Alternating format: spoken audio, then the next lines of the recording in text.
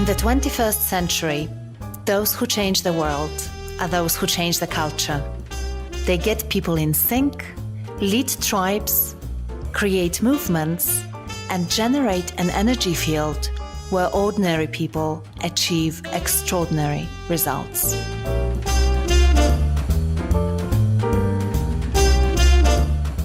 I sort of transitioned to maybe a more authentic leader who was really doing things not to be strategic, not to be clever, I didn't set up values because I thought, oh yes, we must have values so people know how to behave. I did it because I really wanted everyone to know, how they can feel when they're in this business.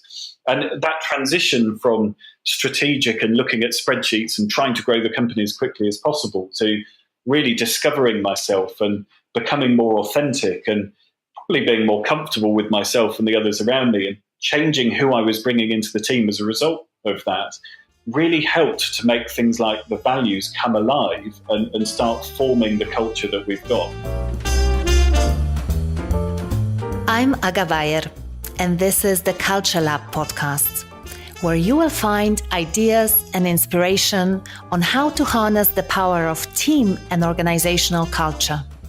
I talk to leadership thinkers, culture experts, entrepreneurs, and all sorts of movers and shakers, and together we explore the fascinating topic of culture, leadership, and personal growth.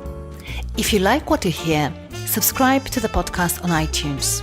Or better yet, write a review on iTunes and share the podcast with your followers and friends on social media. For more, check out our archive at www.agabayer.com/podcast. Hello and welcome to episode 32. It's the second week of January as I'm recording this, and I have to say that 2019 has started really well for me.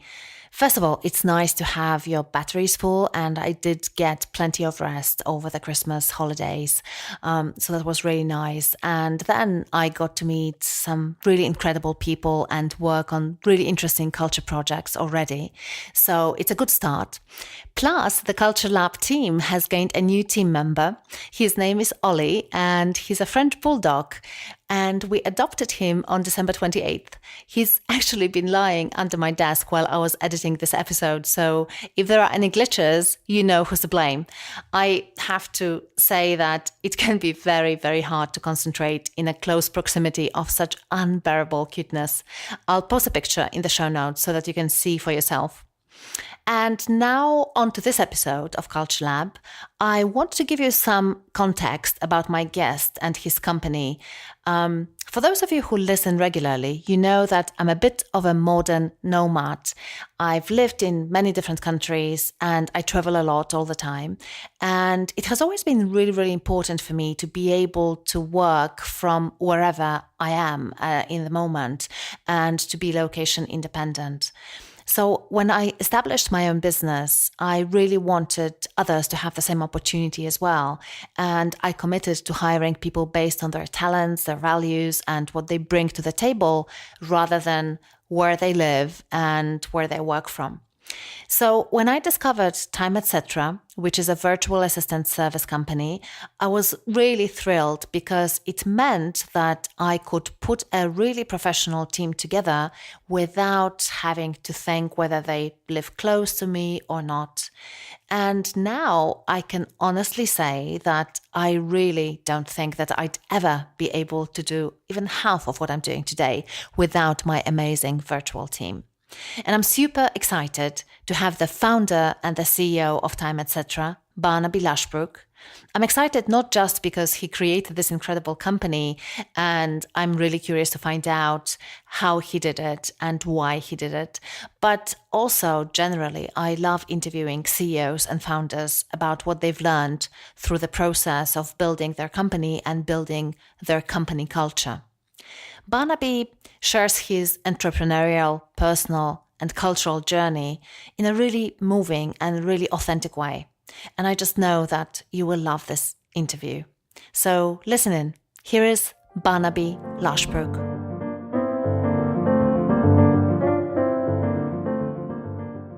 Barnaby, welcome to Culture Lab. Hi. Welcome. It's wonderful to have you on the podcast. Thank you for accepting. Oh, you're very welcome. I've been looking forward to this chat for a long time. Me too. So, Barnaby, I know you and I know your company quite intimately now, and I'll explain a little bit later why, but some of our listeners might not know you. So, would you like to just give our listeners a very short introduction of who you are and what you do? Yes, well, I'm Barnaby. I am an entrepreneur first and foremost. I'm also the founder and CEO of a company called Time Etc. And Time Etc. connects time-poor entrepreneurs with experienced work-from-home executive assistants. And we've been doing that for the last 11 years.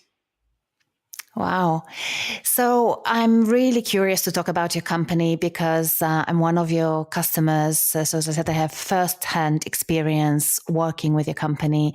But before we go there, I'd like to ask, what were the early cultural influences that shaped you as a person? What made Barnaby Barnaby?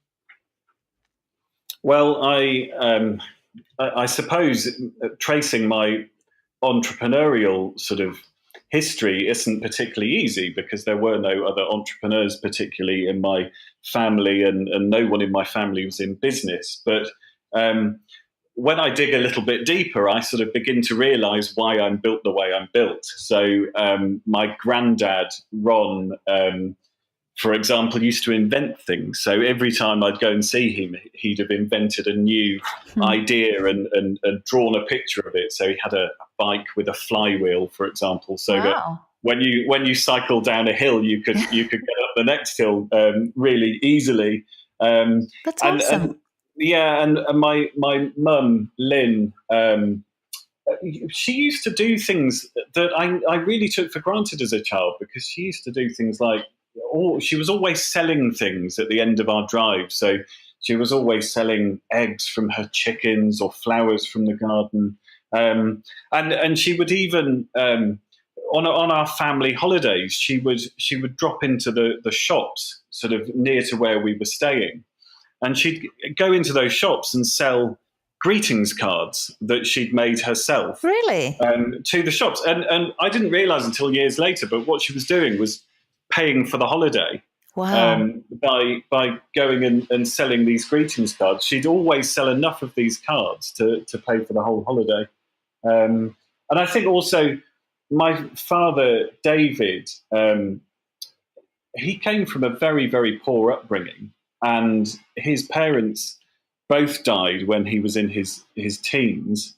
And I, again, didn't really realize it during my childhood, but actually when I look at it now, I see the sort of sheer amount of drive and determination that he had to really transform the life of his family from where he'd come from to sort of a really comfortable family of people that have gone on to achieve great things.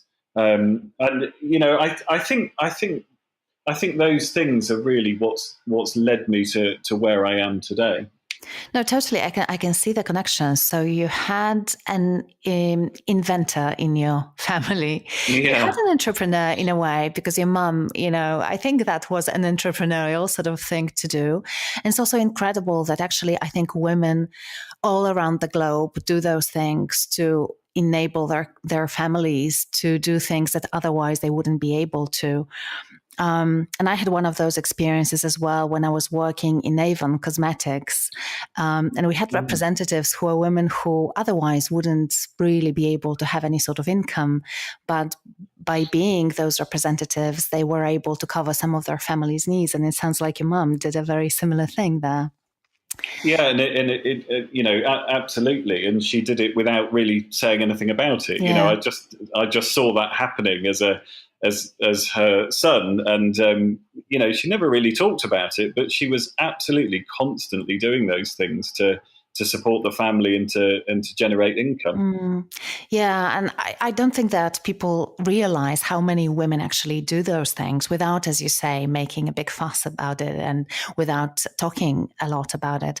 And I can suspect that probably that had an influence on you and the idea for your current company, Time, etc. But before we go there, I want to take you back a little bit to when you were 17. And I know that you decided to run a web hosting company out of your bedroom at that age. So I'm really curious, what was going on in your mind back then? And first of all, how long did it take you to realize that actually it could be something big?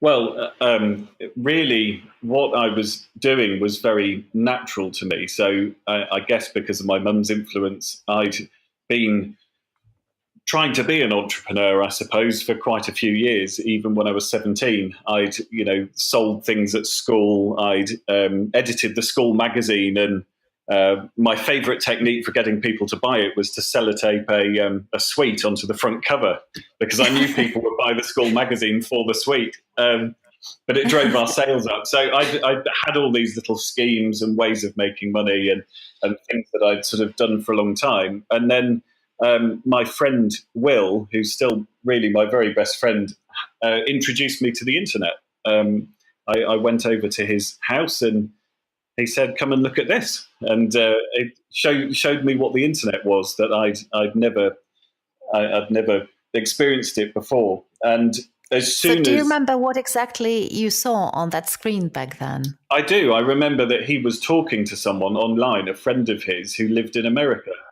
And we were in the middle of the rural Dorset countryside in the southwest of the UK. So lots of fields, very few houses, lots of cows.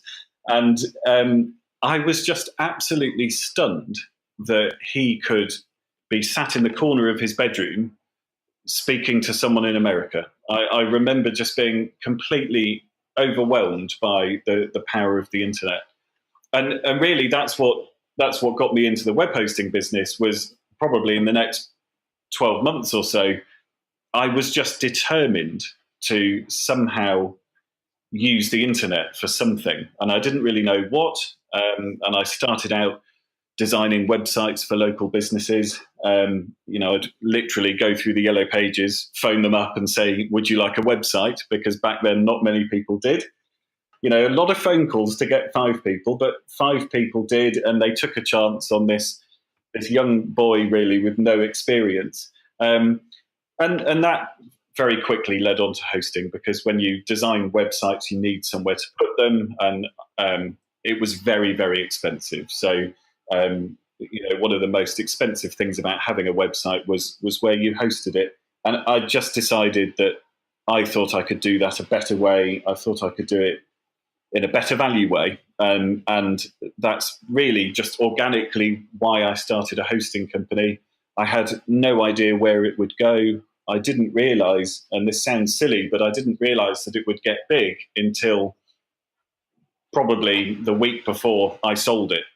And I just, to me, it was just what I did. It was organic. It was, I was passionate about it.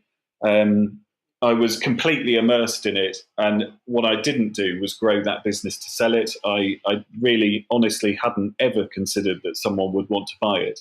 And then, built it up over several years. And, eventually people came knocking, and I ended up selling the business in really what was a very life-changing moment many years later. So help me understand. So this whole idea started from your bedroom, but I suppose that at the point where you actually sold the company wasn't still in your bedroom, right? Walk me a little bit through that process, how the company grew, and then what was the point where actually someone approached you and made the offer? So we had a small office in the end. This was 6 years after I started it, and we had a very modest office, and we had, I think, 7 of us working for the business at the time of selling it. And how old were you? 23? Yeah, 23. Okay. 23 when I sold it. Though the people that worked for the business were actually people that I'd found not by looking for specialists and not by looking for very technical people that understood web hosting, but I ended up working with some really remarkable people that had come from completely different backgrounds, because what I looked for was a passion for designing websites, a passion for learning all things technical, I really looked for what I had in me, in the people that I recruited. So I had a welder who'd worked for a car company, and he came and became eventually ended up as our team leader.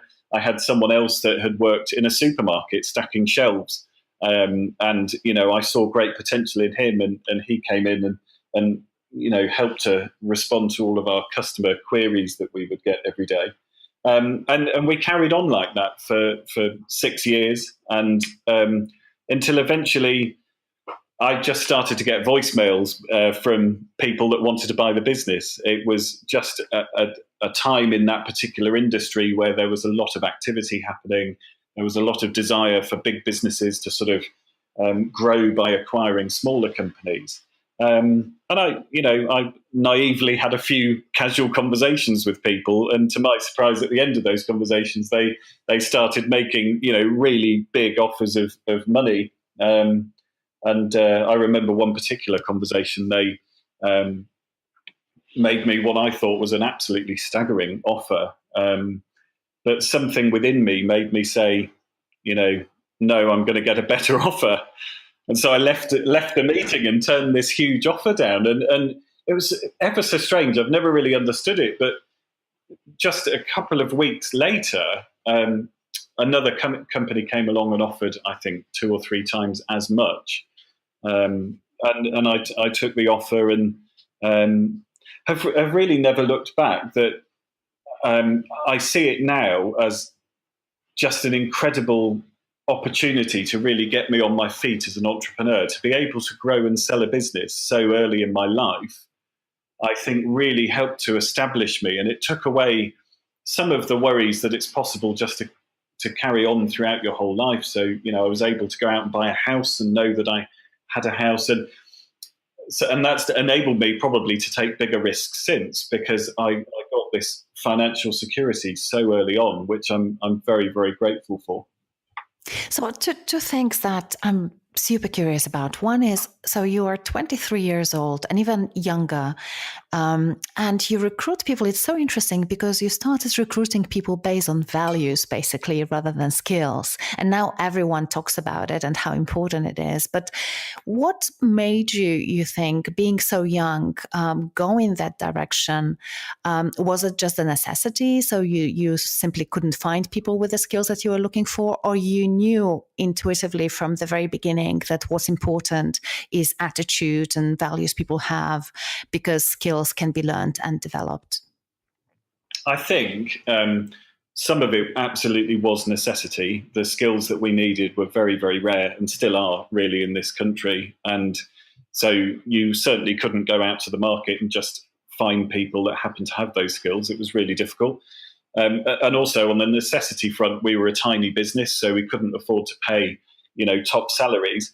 And then a lot of it was really about belief, because I knew where I had come from, and I knew that I had become an expert by just following my passion and having an interest in the internet and hosting and putting people's websites online.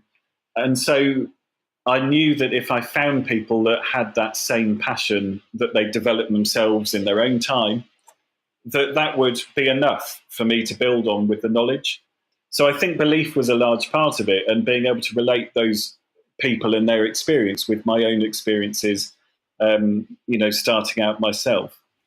So is belief also the thing that enabled you to decline that first really good offer, you think?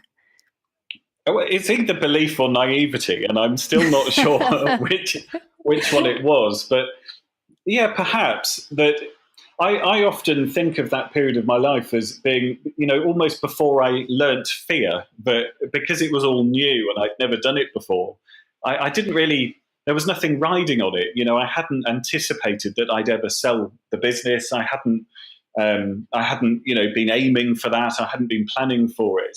And so really, it was very easy for me to say, no, maybe not actually, to those guys, because I had no expectation that I needed to sell the business or that was an important thing. And And I think those expectations we often build later in life. So the stakes get higher, and maybe we have a bigger mortgage, or we have kids dependent on us, and the stakes almost get higher, and it's possible to then have to make decisions through careful consideration, rather than back then. I think I was just absolutely free to make what felt like the right decision in that moment. And, in the end, that worked out really well for me. Yeah.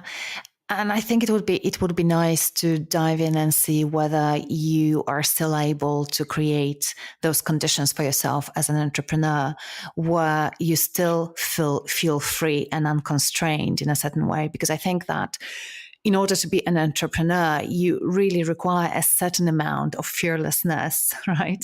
Yeah. So I'm wondering, have you consciously or unconsciously created that sort of environment where you have a certain amount of freedom still?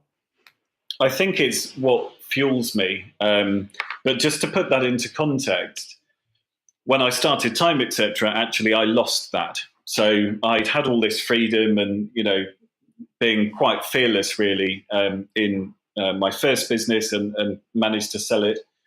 And then I started Time, etc., and actually, without realizing, I changed my approach. That I started being much more calculated about things, and I started, planning when we would build it and sell it. And the first few years of the company were really about trying to be very strategic about building it up and selling it. And actually, it was really a bit of a rediscovery. About 5 or 6 years into Time, etc., I sort of woke up and realized that that's what I was doing, that I was, running the business by looking at a spreadsheet and looking at the numbers. And it wasn't particularly working. The business wasn't growing very fast. We had lots and lots of sort of people-related issues. I, really was a bit out of my depth in terms of my management of the company at still quite a young age. And so at that turning point, I made a very, very conscious decision to become free again and to go back to how I'd been when I grew my first business. And that's where I still am today. So, that's trying to remain free when it comes to our people. So when we recruit a team member, not trying to control their career path, not trying to define where I want them to go, but actually just standing back a little and seeing, where they nudge towards. And it's also the same in the context of, I have no desires at all to sell Time, etc. I'm fully invested in it as a business. And that's given me such a huge amount of freedom to really experiment with it and drive it forwards and try and help it to benefit more people and try and grow it, because I'm not acting with this sort of conscious plan in my head. I'm acting out of what feels like the right thing to do at any point. That's fascinating. So before we dive deeper into that, I think that it would be useful for the listeners to understand a little bit more about Time, etc.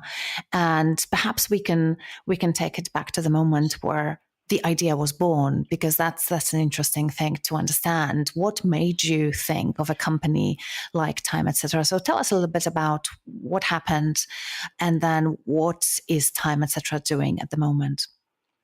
Well, Time, etc. was born because when I was growing my first business, there were so many times where it was difficult. It's a really tough journey to grow a company.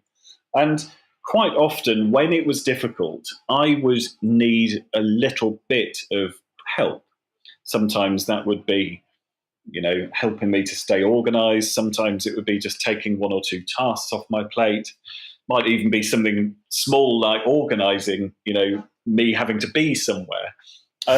Don't we all need that help? Exactly. And I didn't have anyone to help. And also I didn't feel like, as a small business owner and entrepreneur, I could go out in maybe the traditional way that companies did years ago and hire a secretary or hire an executive assistant. That's not something that's really ever appealed to me. So what I decided when I sold my first business was what would have been genuinely helpful when I looked back, and what would have helped me to probably grow that business faster and to a larger size, and probably have been happier whilst doing it, was someone to help me when I needed that help. So on those few occasions where I needed someone to help me out and keep me organized and help take some of the pressure off, if I could have gone to someone and said, help me out here, that would have been really, really sort of significant for me, and it would have really helped my journey.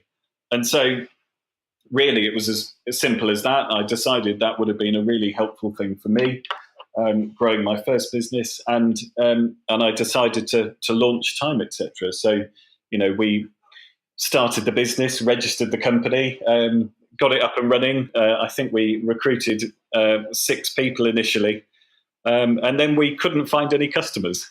It turned out that actually, perhaps not as many people as I thought were ready for this kind of idea. And so we had a very interesting journey at the beginning of, really trying to find out how to find the customers. And the first few years were difficult because, it wasn't easy to go and find those people. So when you founded Time, etc., were there other companies that offered similar services, virtual assistant services already, or was it a completely new idea? It was very early. There were companies that did it. I noticed that they were all quite small. So in the UK especially, the majority of virtual assistant companies are operated by one virtual assistant who will maybe work from home and have a small number of clients that they support, normally on a local basis. And there were some of those companies around then. It was very early. It was, a really early stage for the industry as a whole, because most of the clients that we spoke to back then weren't really that used to the idea of working with someone remotely. And I just felt like it could be bigger. I felt like the idea was good enough that it could be huge. It could make a fundamental difference to anyone growing a business, to be able to access help when you need it on demand without that adding hugely to your overheads. And so it was, a reasonably early idea. And then really my vision was to do that on a bigger scale than it had been done before. I think for people listening, whether they are entrepreneurs themselves or CEOs of companies, probably what they are getting curious about now is, how did you know? Because as you say, it was difficult at the beginning. And it's interesting to find out, how do you know that that voice that you hear or that gut feeling is a voice to listen to, not just a delusion? So how did you know that it has a potential to be big? I think the honest answer is I'm not sure anyone ever does know. But I think it was the idea that I had. And again, it comes back to belief. I believed in it enough that it fueled me through. And so maybe that's the answer, that if your belief level in the idea is high enough, maybe that helps you to persist when, times get tough and you discover that actually it's much harder than you thought to find customers. But I think a large part of it for me was that it was really the only idea that I had. It's the only thing that really attracted my attention. And I believed that it would have made a genuine difference to me when I was, struggling to grow my first business. Yeah. And so going back to what you have already shared about how you started this company, basically with the intention to sell it, and then coming to this turning point when you looked at the spreadsheets and you realized that it wasn't working. And then you decided that you had to start doing things differently. Were there any other factors that led to this turning point? There was a lot of other stuff involved, really. I think actually looking at the results was one of the things I stopped doing, because, I had become this person that would look at a spreadsheet full of numbers. Well, anyone that knows me well knows that that's not really who I am. Like I'm not particularly interested in that side of things. But more than looking at the numbers and seeing that they weren't going where I expected, it didn't feel right. the culture that we built didn't feel that good. I didn't feel that good walking into the office every day. A lot of internal issues, a lot of sort of politics and cliques, and it just didn't feel good to me.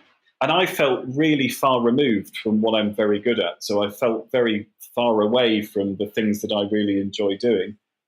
And I think it was a combination of all of those things, really, that forced me into reconsidering how we wanted to grow the business and what we wanted to do with it and what it meant. A big combination of things that all came to a head in the space of, probably a 6-month period, and triggered me into making some changes that I've never really looked back on. The business has been, a very, very different business since that point. And since that point has grown by 400%. It continues to grow. And none of that growth has come about from looking at spreadsheets and trying to figure out, where we were against the spreadsheet. The growth has come from more of a human change, really. Okay, so let's try to unpack that, because I think this is exactly what our listeners are really, really curious about. It's fascinating to see a case study of a company that, as you described it didn't really feel right. The climate was not there, the culture wasn't right. You didn't feel like going into the office. And the ironic thing was that you created the company, and even you yourself, you didn't feel great being part of that company. And so you decide this has to change. And there are some things that we're going to start doing differently. So what were those changes that you made in order to turn everything around? I think it all really started with me. So what I should explain is, during this couple of years where I changed the business, my mum had unfortunately passed away. And she'd struggled with ovarian cancer for a number of years and finally succumbed to it. And that was such a sort of traumatic and difficult time that I think it forced me to look in to myself, that I ended up being extremely anxious and, looking back, probably, very depressed, I think, and understandably so. But the flip side of feeling so bad and life feeling so tough was that I really started to ask more about myself and what I want, how I think.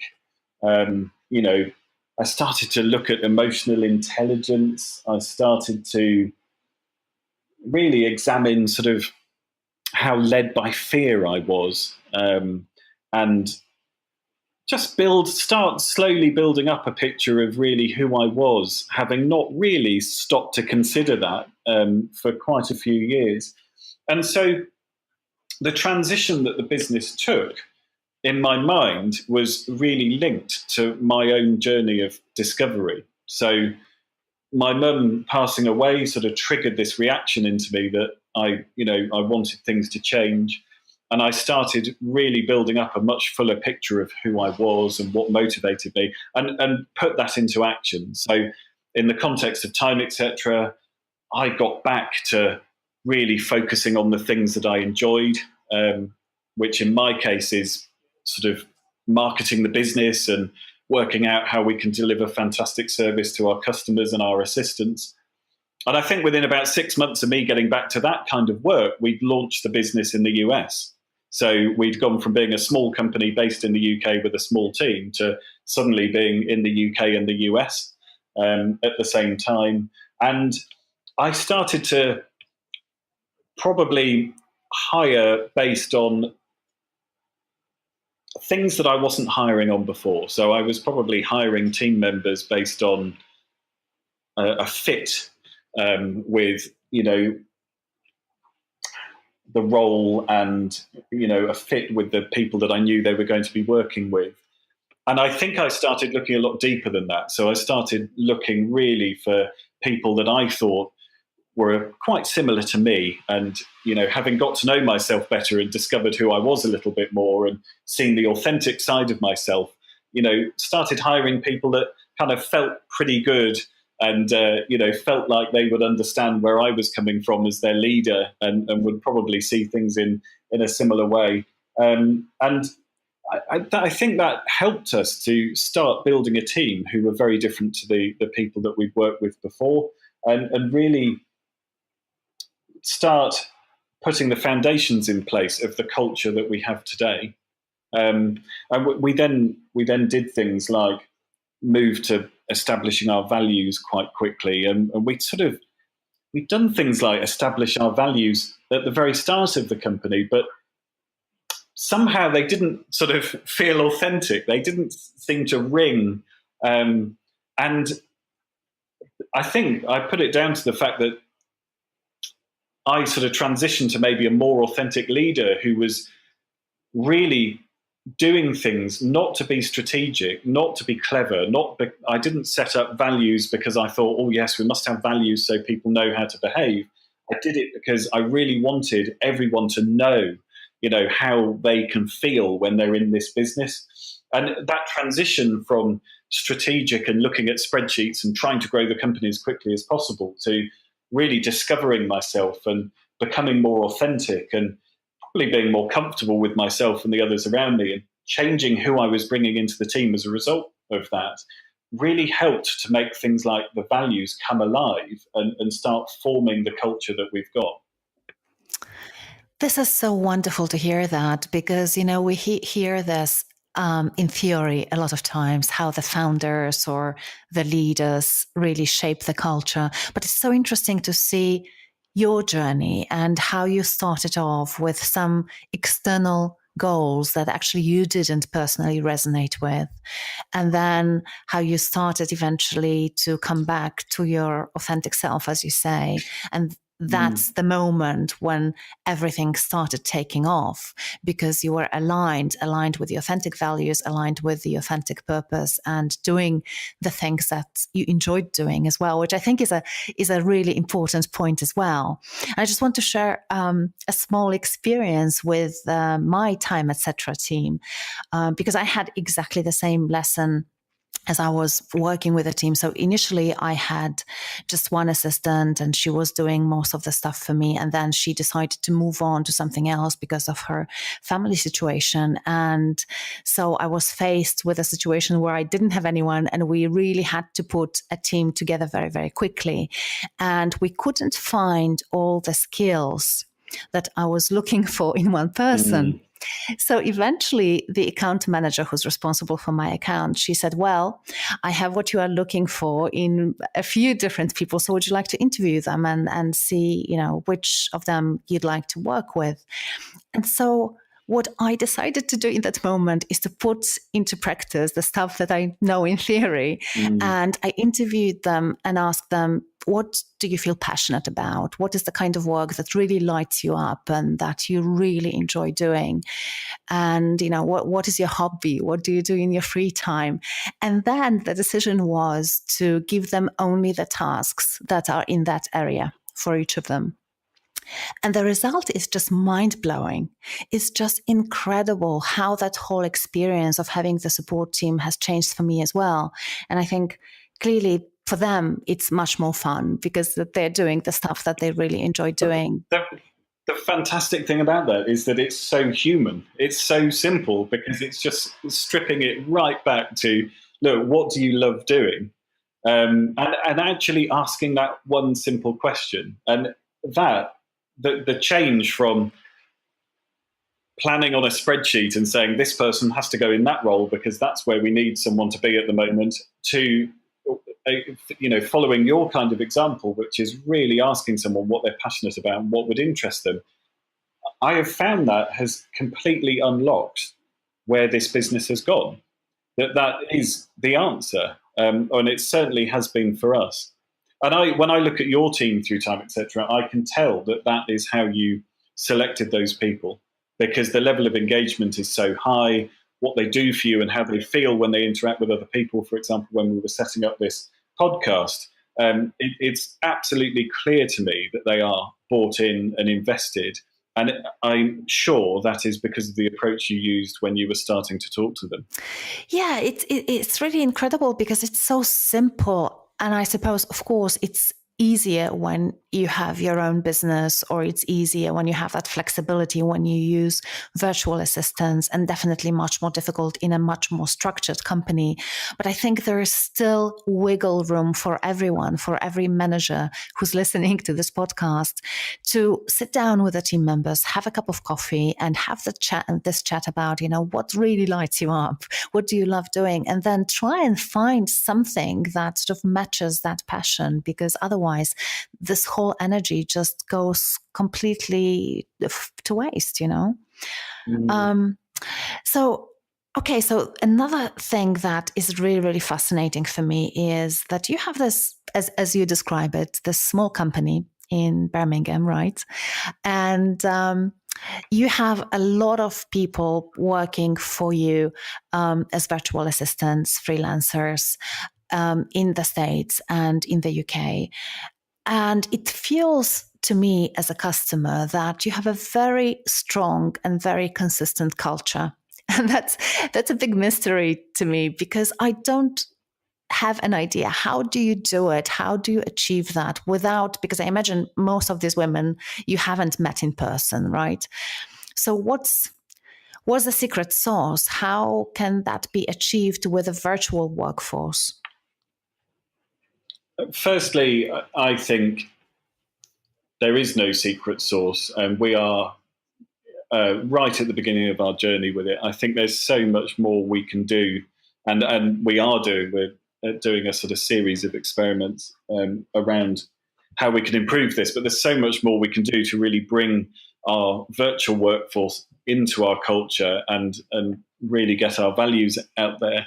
But as to how it feels as it does today, I think, again, it comes back to an authenticity. So right from the very first moment that we interact with our freelance service partners, there is an authenticity to what we say and how we treat them. So they will speak to us right at the very beginning of their journey in a very authentic way. We're very down to earth with people.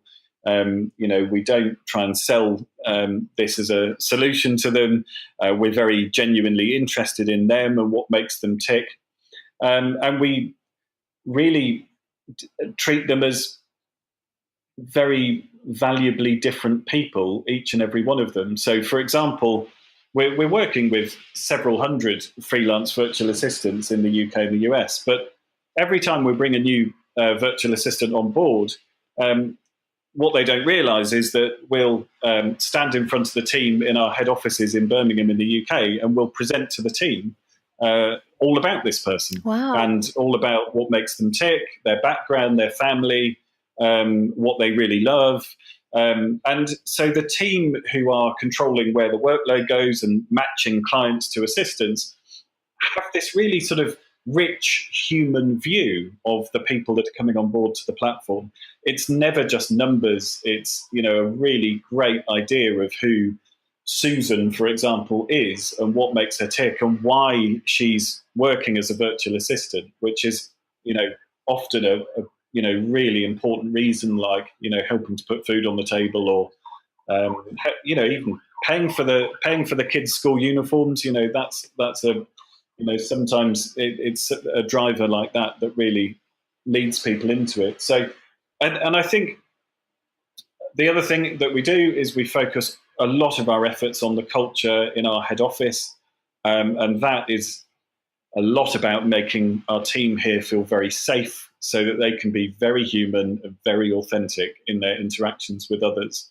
And I think that really comes across when we deal with our freelance virtual assistants. And the other thing that we do is we encourage our team here to really make human connections with our assistants. And so lots of companies sort of try and automate their touch points. So for example, if we were matching a client with an assistant, it'd be very, very, very tempting to make a couple of automated emails go out and not really have a human touch point there.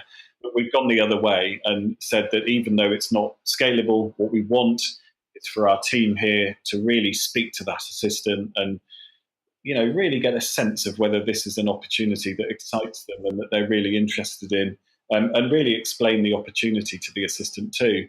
And I think doing things like, turning our back on all the automation that we can do and instead creating a really human touch point, those are probably why when you deal with our freelance assistants, despite the fact that they're several thousand miles away and we've never met them, they feel like, they're part of our culture. Yeah. Oh, this is so fascinating. And I think particularly in the era now where everyone is looking at automation and how to automate everything. And each company that I talk to is undergoing digital transformation, and everyone's so worried what's going to happen with human connections. And it's so refreshing to hear from a CEO that actually you are going the other way and you're trying to make sure that you have that human connection there. I always say that the optimum is to automate 95% of everything that you do, because in most businesses you can automate a huge amount of what you do, but then there's this 5% that really matters, and those are the human touch points. Yeah. Those are the points at which the client calls you, or you speak to the assistant, or you speak to the client, or you connect people together. And so we guard that 5% really strongly as a company, because we love that 5% being all about an authentic human connection. Yes, and what I love also about Time Etc. is that you are responsive to customer preferences around automation as well. Because I remember at the beginning, I did get quite a few automated messages about, are you satisfied with your assistant, etc., etc. And then I said to Kim, who's the account manager, can you please turn these off? And I've never got those notifications again. And for me, the whole experience was vastly improved by that. So it's so interesting that you are responsive. You actually listen to your clients as well. And just unpacking absolutely what you described to me there about, what happens when a new virtual assistant joins the team. I think that presenting her to the whole team, it really connects everyone to the meaning and the purpose of your job. Because when you were telling me about why these women work, and the fact that probably they wouldn't have other opportunities for employment, it almost made me want to cry, because I know these women because I worked for Avon, and I know exactly what happens in those families. I was visiting those homes where, women were able to cover some basic needs and taking a sense of tremendous pride of being able to contribute to their family budget. So that's why I love your company so much as well, because I know that either due to the choices that they've made or a situation that they're in, they're very talented people and they wouldn't otherwise be able to utilize those talents. And so they get an opportunity to contribute and feel like they make a difference to their families. So I think it's absolutely wonderful. And probably for your team, who has an opportunity to meet each of them and understand why, it couldn't be more powerful. I can't imagine what could be more powerful than that. It's one of the sort of most rewarding aspects of our company really is what we know we're doing, both for the entrepreneurs on one side of the equation who liberate their time by using our service, but to be able to do that by providing work to people that wouldn't have that opportunity is a double win. It is an incredibly rewarding part of what we do. Absolutely. So you mentioned that you are experimenting with some things around culture. And I'm always curious about experimentation because the reason that we call this a podcast Culture Lab is that I truly believe that you cannot mandate culture. You can only create guardrails where the right culture can emerge. And you can only do that by experimenting. So I'm super curious what the experiments that you are running right now look like, if you can share them, of course. Well, one of the sort of core things that we've done recently is we really wanted to improve how we onboard our freelance virtual assistants. Because, for most of them, they find success in Time, etc., and it becomes a really valuable and sort of purpose-filled income for them. But actually for there were a percentage of people who we noticed were really struggling to get up and running, and they weren't quite sort of making it to a successful position. And so we basically spent 3 days drawing out the exact experience that you have as a human when you join Time, etc., and really trying to get into the mind and heart of the people that are coming on board with us. And so we wrote out really their story, who they are, what their family looks like, how old they are, what they're looking for, what would make them get up in the morning. And we did that by talking to a lot of our virtual assistants and listening to what they were saying to us, and taking their feedback on board. And then we were able to make this flywheel. And the flywheel is an idea that we have stolen from Amazon. And it's really a step-by-step process of all the things that have to happen to make you feel really good about being a Time, etc. virtual assistant.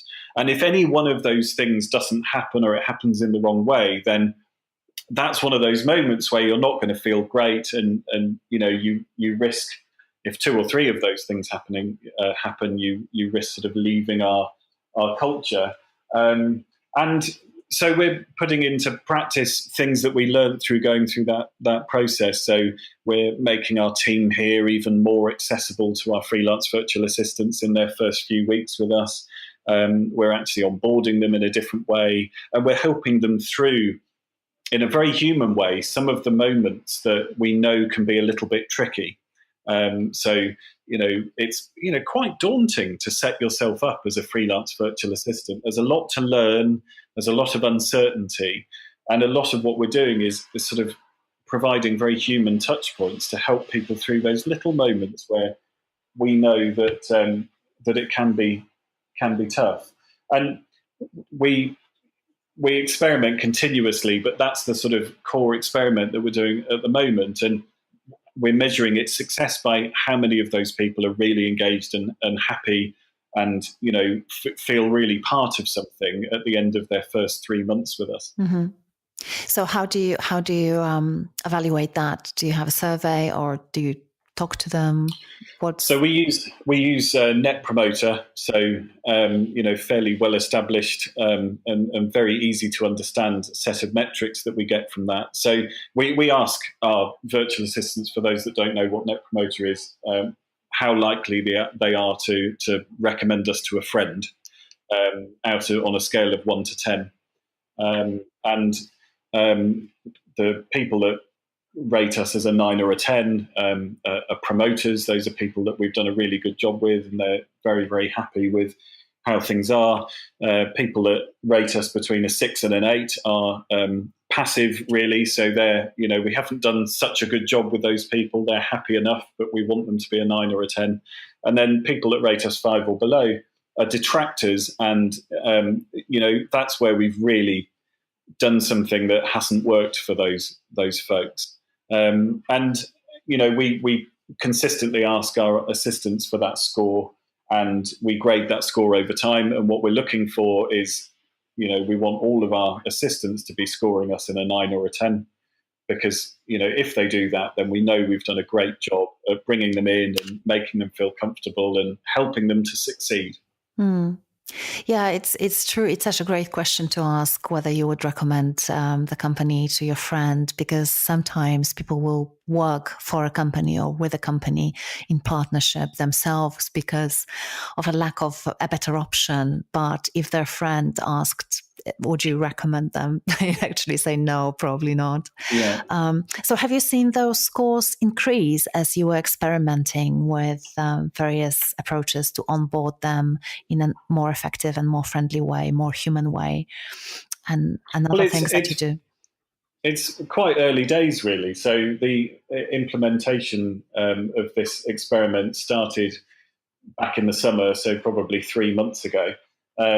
And I think we're just getting to the point now where we'll start to see that feedback come back to us.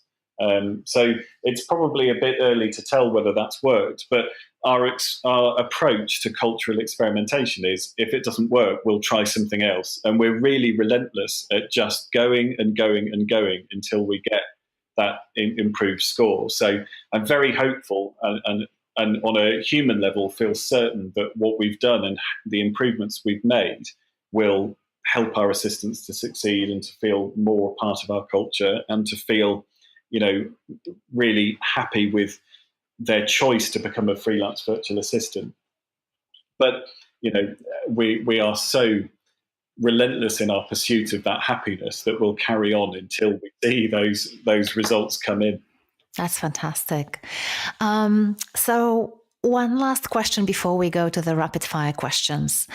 I imagine that some of our listeners are really impressed and inspired, and they're thinking, I'd like to make some changes to shift our culture, but I'm not entirely sure where to start. What would you have to say to them if you're completely lost, you're not entirely happy with what you see in terms of culture, just as you described to me when you realized, it doesn't feel right? What should they start with? I think the only answer to that question is you have to look inwards and you have to start with yourself. So understanding you and who you are and where you're at, understanding your own level of emotional intelligence, and becoming curious about how you can enhance that and how you can improve that and understand it more.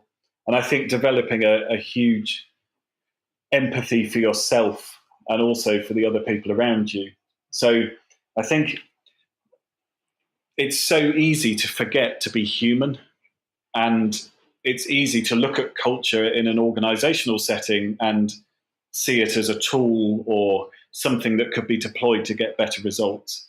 But if you're stuck for a starting point, if you're in a situation where you want to improve the culture, but you don't see the path, I don't think you can fail by looking at yourself and discovering more about what makes you tick and who the authentic version of you is. Because if you do that, I think the answers on what you need to do with the culture become clear, because it's all about being human and, encouraging that authentic human behavior in your team. And that, for me, is the key to how you really create a deeply rooted culture. And so for those listeners who want some very practical tips and some details on how to do that, do you have any resources to recommend or something that worked particularly well for you in terms of that exploration and improving your emotional intelligence and reminding yourself of being human and creating genuine, authentic human connections? I think the simple answer is there is now so much out there that can help you discover more about that. So all I've done is, consumed huge amounts of content from the internet. So huge amounts of content from some very, very talented people that produce lots of videos and content on emotional intelligence and how to look into yourself and how to discover who you are. We live in a time where, awareness of this is so high, it's almost all around us. It's becoming mainstream that it is possible to sort of elevate how you feel and who you are by discovering more about yourself and being authentic and developing your empathy. And that time can be an advantage to us because this content is everywhere. If you look for it and if you just set aside the time to start delving into this stuff, that's just the most practical thing that I can recommend. And when you do that, you have these, or I had these amazing revelations that would happen to me, like discovering that thoughts are just thoughts. I mean, what a funny concept that if I think a thought, it's actually just me choosing to think a thought. That was a huge revelation to me because it meant that I was able to, for example, look at our team and I might, feel worry that someone was not happy in their job and planning on leaving. I'm able to deal with that thought and think, oh, okay, that's a funny thought. I'll put that to one side. It's just a thought.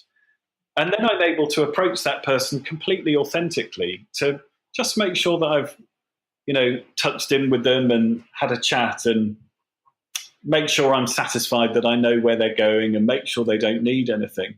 And so if you start just growing your knowledge, using the resources that are out there on the internet, I think you very quickly start having little revelations, little step forwards in how you think that will help you directly with your team and will help you ultimately to create a culture on your team that feels very authentic and very safe. Yeah. And I love this comment about not trusting your thoughts. I think someone has actually said that. First, recognize that it's just a thought. And someone, I don't remember who, had this fantastic quote, don't trust what you're thinking. I think it is the quote. And I find it so true. I mean, for me, it was phenomenal because it stopped me taking my thoughts too seriously. You know, I would be very led by those. And of course, many of our thoughts are fears. You know, we live in a world that is quite filled with fear. A lot of products are sold to us based on fear. A lot of management in some organizations is done using fear. And so if many of the thoughts that you think are fear-based, then liberating yourselves from those, you know, is an immensely powerful thing to do. And it's also something that I've really encouraged people to do on our team, because as soon as people learn to let go of the fear, as soon as people allow themselves to be less afraid, you see these incredible things happen in terms of people's capability and what they can achieve. I think they become more free. We go back to those few themes that we've seen sort of running through our conversation. You talked about freedom and how important it was to rediscover it and bring it back into your life. And I think that when you are driven by fear, then of course you're not free. Yeah. So you can't really tap into your authentic self and the potential that you have. And you mentioned that it's really important for you to create that safe environment for your team members as well. Absolutely, yeah. So, and I think you talked enough about what can be done to create that safe environment. But in case there's something else that you'd like to throw in, because I think this is one of the really important challenges for a lot of leaders in organizations, particularly when you are not the CEO, but someone, a middle manager, for example, and you are functioning in an organization that is fear-driven. I'm wondering, do you have any good tips for people about how they can create that safe environment, at least within their own team?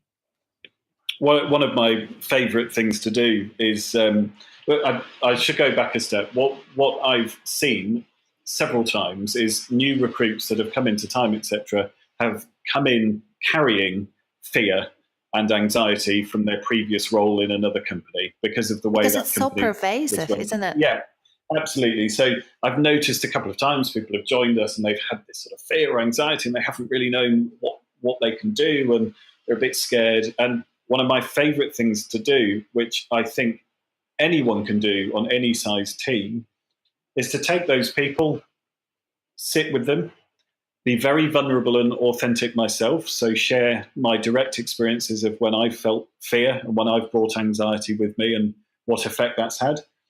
But to say to them, when you come through the office doors, when you open those doors and you enter the office in the morning, I want you to leave your fear outside.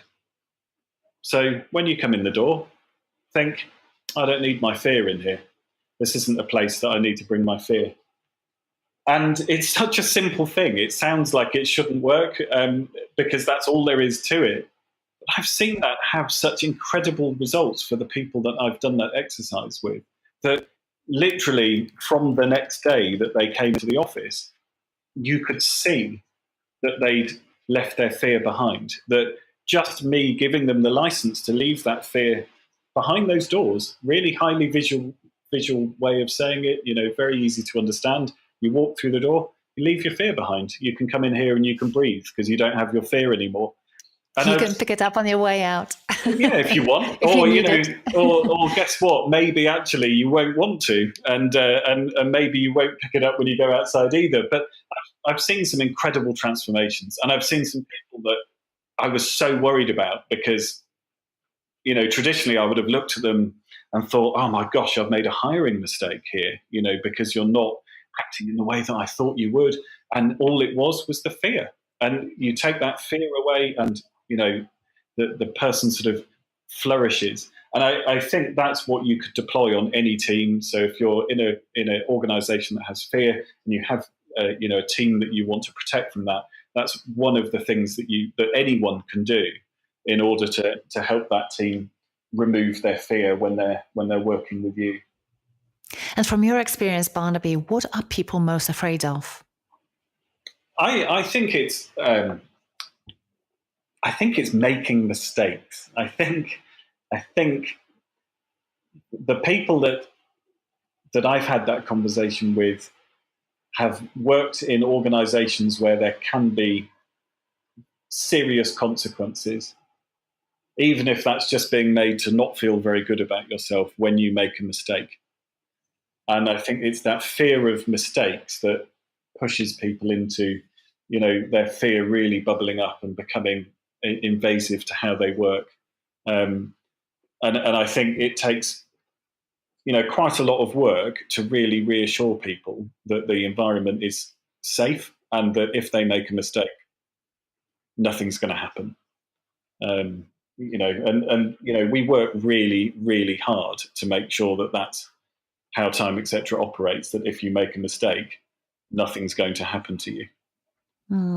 Yeah, that's wonderful. I think it's a lovely way to sort of finish that section of our interview and move to the rapid fire questions. So I'll ask you 5 questions in a rapid succession, and you'll attempt to answer them in under 2 minutes. All right? Yeah. Okay. So how do you define organizational culture? I think it's how it feels when you walk into an office or speak to a team. So that, for me, is my very human definition of what organizational culture means, is how it feels when you speak to people in that company. Mm-hmm. And what are the signs that a company needs, company culture needs some work or even a major overhaul?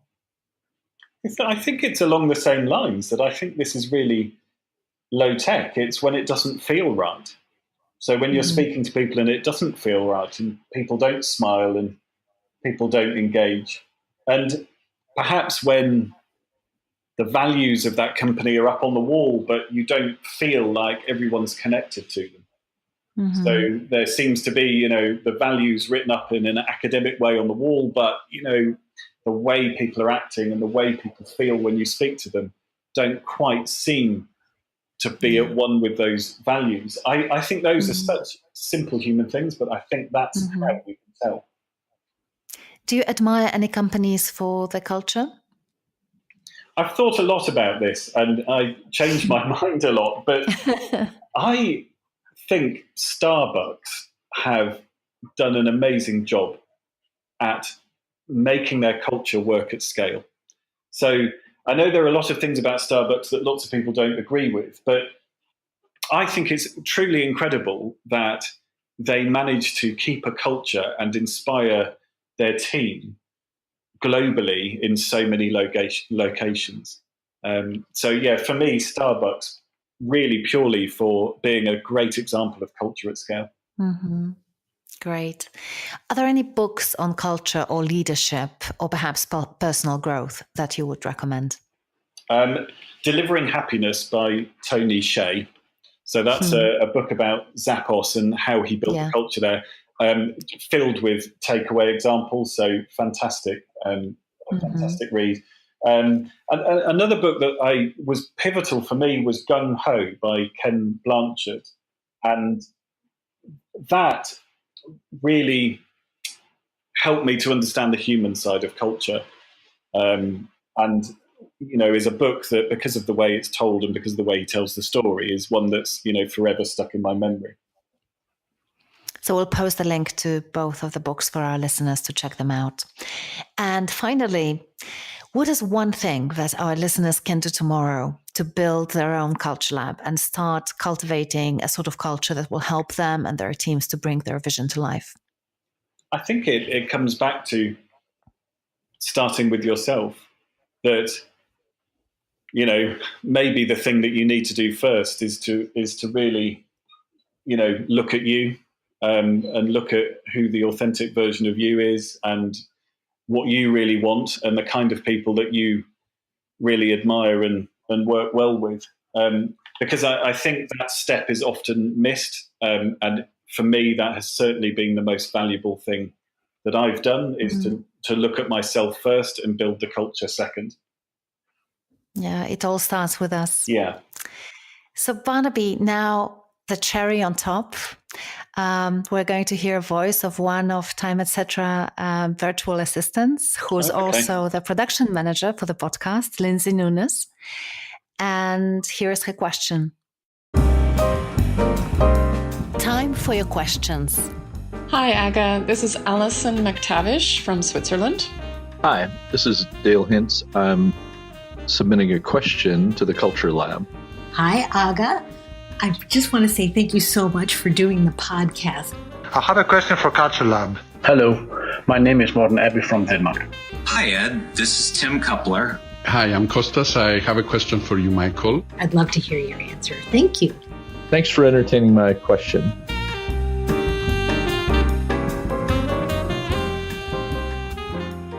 Hi, Barnaby. My name is Lindsay, and my question for you would be, what made you want to start Time Etc. versus choosing from what's already out there, given that there are already many options to choose from? Thank you very much for the question, Lindsay. I think that's a really good question. The truth is, I didn't really think about all the other options available to people. I knew that I believed in the idea. I knew that I thought it could benefit a lot of people. And that was enough for me. I didn't think about how many options there are for an entrepreneur to find support in their business. I didn't really think about all the other virtual assistant companies that are out there. I just knew that I believed in this enough to have a go and try and create something. And I'm really glad that I did, because what we now have 11 years on is a company that feels very different to many of our competitors and many of the alternatives out there. And perhaps if I hadn't have had that belief and I had worried about all the other companies out there when we started, we wouldn't have got to where we've got today. That's wonderful. Thank you. Thank you so much for that. And thank you for the wonderful, very inspiring interview. It was such a pleasure, Barnaby, to have you on Culture Lab. If people want to learn more about you or about Time Etc., what is the best place for them to go to? Well, the best place to find Time Etc. is our website, which is www.timeetc.com. And then I tend to connect with people on LinkedIn. So if you look me up on LinkedIn, then I'd love to connect and talk further. But thank you very much for inviting me onto your podcast. It's something that I listen to regularly, and so it's thank you. Really a privilege to be able to come on and share these thoughts with someone that I know is so like-minded, I think, in terms of your approach to culture. Indeed. Thank you so much, Barnaby. Something that I always ask our guests as well is, do you have someone who you believe would be a really good guest on the podcast? Yes, I do. Dominic Monkhouse.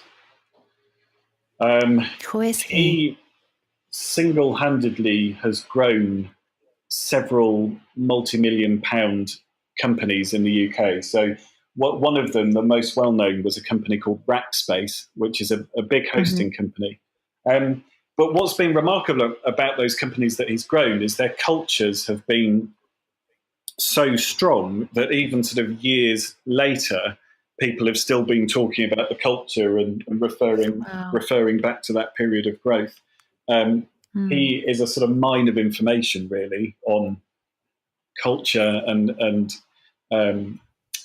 how to do that at scale. And he's just a very fascinating person to speak to. So I'd love to speak to him. Could you connect us? Yeah. Do you know him Yes, I personally? do, yeah. Oh, thank you so much. Yeah, Thank you so definitely. much. That's amazing. I think he's got a very you. different approach to me in terms of, my very human focus. I think his approach is a very different one, but he's just a very, very rich source of some very good experience in, how you really solidify a culture. Fantastic. That's great. Thank you so much. Thank you, Barnaby Lashbrooke, for being such an inspiration. And thank you for listening. Thank you to our sound producer, James Eade of Be Heard, our production manager, Lindsay Nunes, content editor, Rachel Nice, and our art director, Emily Spencer. And before we say goodbye, I want to give you a preview of my next interview with Wes Kao. Wes is a marketing strategy expert, and she helps challenger brands maximize their product launches. She helps her clients build high-performing launch teams and create marketing engines that drive growth. I wanted to speak to her because I'm a big believer that marketing, branding, and culture are really interrelated, and they need to be very, very well aligned. And of course, our conversation with Wes confirms that. But she also told me that one of the biggest enablers or obstacles to maximizing a product launch is team or company culture. And here is Wes talking about one of the most joyous moments linked to culture change that people can experience in a company.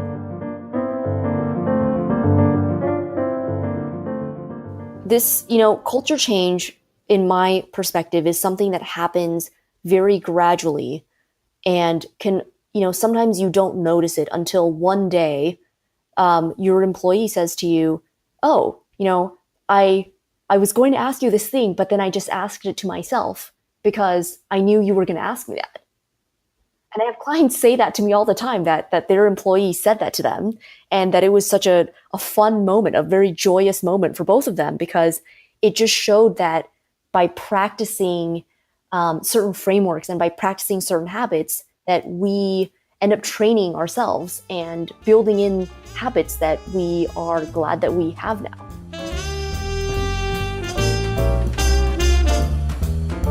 Thank you for listening to this episode of Culture Lamp. If you found any moments that were interesting, inspiring, or maybe even game-changing, please share it with someone who'd appreciate it. After all, good ideas are meant to be shared.